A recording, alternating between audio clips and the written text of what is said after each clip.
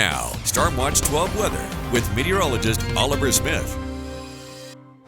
Well, a small update now on the Shelly Fire. The acreage is still 487 acres. Containment now at 0%, but there's been increased smoke visible from the Fort Jones camera. So I was taking a look here on our visible satellite, and it's really hard to see, but you can kind of see just a little bit of some smoke down in that particular region. So unfortunately, with the red flag warning that we have right now, that is, like I said, not making things easy for firefighters. So this will continue for the remainder part of the day today, essentially for about 3 more hours. And all this covers all of southern Oregon and western Siskiyou County. So the very low humidity, I mean, we were just looking at the humidity over in Medford, for example, at I think it was 8%. So again, very dry air all around the region. Winds about 10 to 15 miles an hour, not making things any easier. And then of course there's the heat, 111 degrees in Medford and Grants Pass. So that's not helping obviously, but 84 right now in Brookings. So even still pretty warm along the coast. 64 though in Gold Beach, but even up towards the north and North Bend, even in the 80s,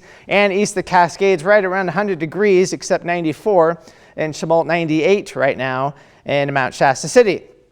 So the hot temperatures up and down the west coast right now. The big dome of area of high pressure that was well offshore has moved inland now and will continue to move inland over the next couple of days. So only going to see some slight relief when this starts to shift farther off towards the east, but it's not going to shift farther, really far off to the east for quite a while though. So for tonight, we're going to be looking at temperatures close to 60 degrees over by Lakeview, still into the low to mid 50s over by Klamath Falls and over by Crater Lake, but inland temperatures into the mid to upper 60s, although about 70 for Wairika. Montague is always a little bit cooler, and we're looking at about 60 for Mount Shasta, 62 over in Brookings. Tomorrow, not much relief, if any at all, for the heat overall. We're looking at a high of 83 in Brookings, right around 110 for Grants Pass, all the way down towards Wairika, 106 for Mount Shasta City, and temperatures right around 100 degrees east of the Cascades.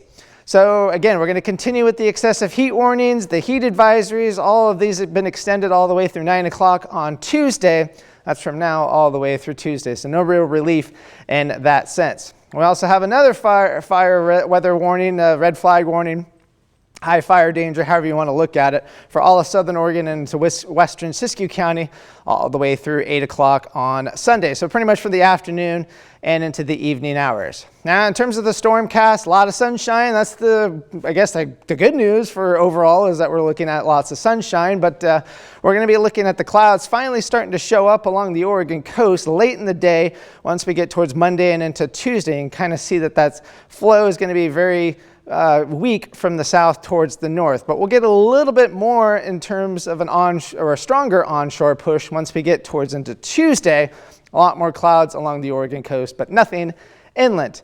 Now, even though this particular smoke model doesn't really show the smoke from the fires that we were just talking about, but most of the thicker smoke will stay into Siskiyou County, and we continue with the northwesterly breezes for the next couple of days. So the hot weather, again, it stays right over us for the next 3 days. The dangerous heat, very high impact in terms for humans and for all animals as well. Extreme fire conditions and record highs still going to be falling. But things finally starts to switch once we get over towards Wednesday. The hottest temperatures finally start to shift to the east. A weak system way up to our north. It barely does anything to our temperatures, but it makes manageable temperatures closer to 100 degrees from the 10th through about the 14th. And we have to look all the way out to the 15th or 16th before we finally start seeing the temperatures, the high temperatures here in the Rogue Valley getting back into the mid-90s. Still pretty hot, but definitely better than 110 degrees. So here's your forecast for the Oregon coast for the next several days. I'll get a little bit more of an onshore flow on Tuesday, cooling back into the 70s, but otherwise right around 80, at least through Thursday, and then cooling off by next weekend. For Northern California, again, very hot temperatures for the next several days. We go essentially from close to 110 to closer to 100 by the end of the week, and overnight lows still very warm into the 70s and then eventually into the 60s. For the Klamath Basin, highs right around 100 degrees for Sunday, Monday, and Tuesday, eventually cooling into the mid-90s by the end of the week. Cascades will go into the 90s through Tuesday and then 80s after that. Lows in the 60s, eventually dropping into the 50s. And again, for the Rogue Valley, will be right around 110 degrees Sunday, Monday, and Tuesday. Temperatures finally come down Thursday. we might actually not make 100 degrees.